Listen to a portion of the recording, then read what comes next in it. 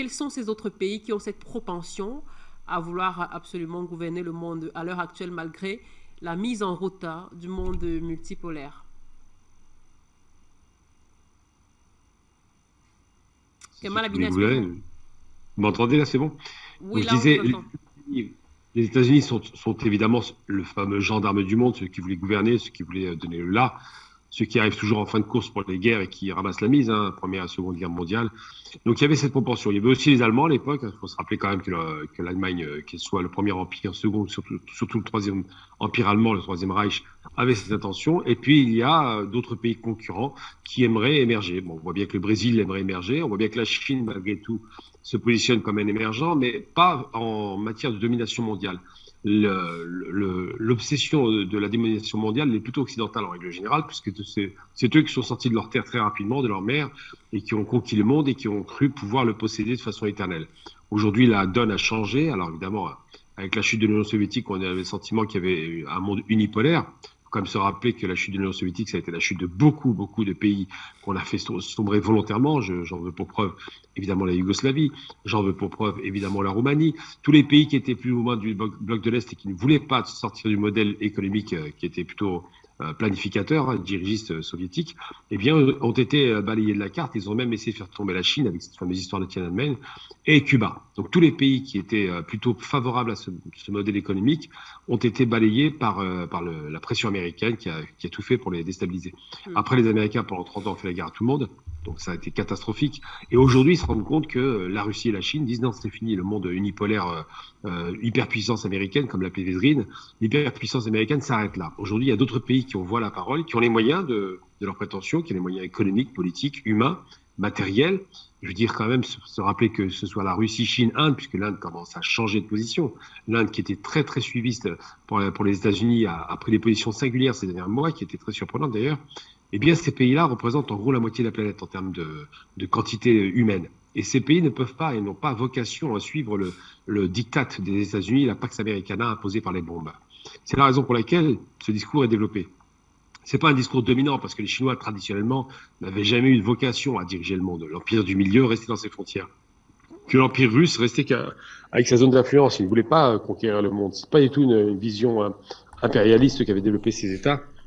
Alors que l'Occident, lui, en revanche, a développé une vision impérialiste assez inquiétante et qu'il y a eu un stop le 24 février, puisque lorsque Poutine, la veille d'ailleurs, fait une déclaration à son ministre des Armées, lui expliquait qu'il reconnaissait l'indépendance de deux républiques, et qui remettait en cause la progression et la violente progression de l'OTAN sur ses frontières.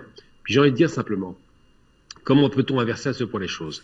L'OSCE avait parrainé, la France, l'Angleterre et puis plus ou moins le reste de l'Europe, l'OSCE avait parrainé ces accords de Minsk qui devaient conduire à une stabilisation de l'Ukraine, à une intégrité de l'Ukraine sous forme d'État fédéré. C'est ce qui était proposé. Les Occidentaux ont une signature qui ne vaut pas grand-chose, je l'ai déjà répété, on ne peut pas leur faire confiance. On se rappelle de l'accord avec l'Iran, que les États-Unis n'ont pas respecté. Eh bien là, c'est pareil. S'ils avaient respecté ces accords, il n'y aurait pas eu de guerre. Sauf que pendant des années, on a continué à bombarder la région ces fameuses régions du Donbass. Pendant des années, des forces paramilitaires néo-nazis revendiquées étaient à la manœuvre et ça choquait personne, étrangement. Alors quand même, le nazisme, c'est pas ce qu'il y a de plus sympa. Et pour finir, surtout, pendant des années, les Russes ont attendu patiemment tout de même que l'OTAN arrête ces manœuvres grossières où ils commencent à former les militaires ukrainiens pour placer clairement l'Ukraine sous le giron de l'OTAN, tout comme les pays de l'Est sous les autres pays de l'Est. Et ils se sont dit, mais c'est incroyable, on a fait la paix et ils continuent à nous menacer avec leurs missiles, avec leurs troupes, avec leurs inféodés. Donc il est logique qu'un jour les Russes finissent par taper du poing sur la table. Parce qu'on leur apporte à chaque fois de la menace physique avec des armées quand eux étaient d'accord jusqu'en 2007 pour faire la paix, qui pratiquement intégrait l'OTAN, c'est ce que disaient les Russes à l'époque.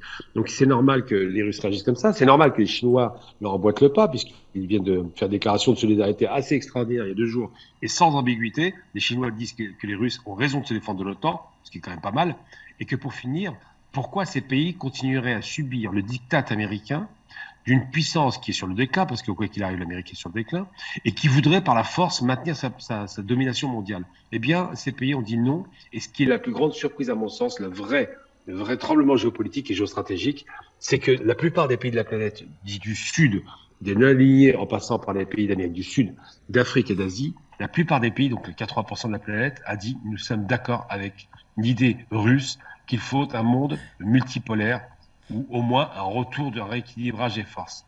Et cela est une chose qui n'est pas anodine. Parce qu'aujourd'hui, le monde est en train de changer, change très vite d'ailleurs. On se rend compte avec les rapports de force géopolitiques, mais surtout l'énergétique, où l'Europe se trouve complètement dominée par les fournisseurs d'énergie. C'est encore plus fort qu'en 73 avec la crise de l'OPEP. Eh bien, aujourd'hui, on peut penser que ce monde qui est en train de changer et que les Russes ont apporté ce tremblement de terre, ce monde finira par peut-être accoucher sur quelque chose un peu plus sain, un peu plus équilibré. On parlait beaucoup de guerre froide, mais au moins avec les guerres froides, il y avait quand même de la paix. Alors que depuis qu'il y a la paix froide, c'est la guerre partout. Donc je pense qu'il y aura peut-être un changement stratégique radical et que pour une fois, on va entendre les peuples du Sud qui en ont peut-être eu assez d'être dominés, écrasés et humiliés. Et les Russes ont, en cela, changé la donne.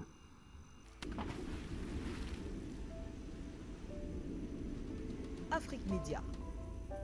Le monde, c'est nous.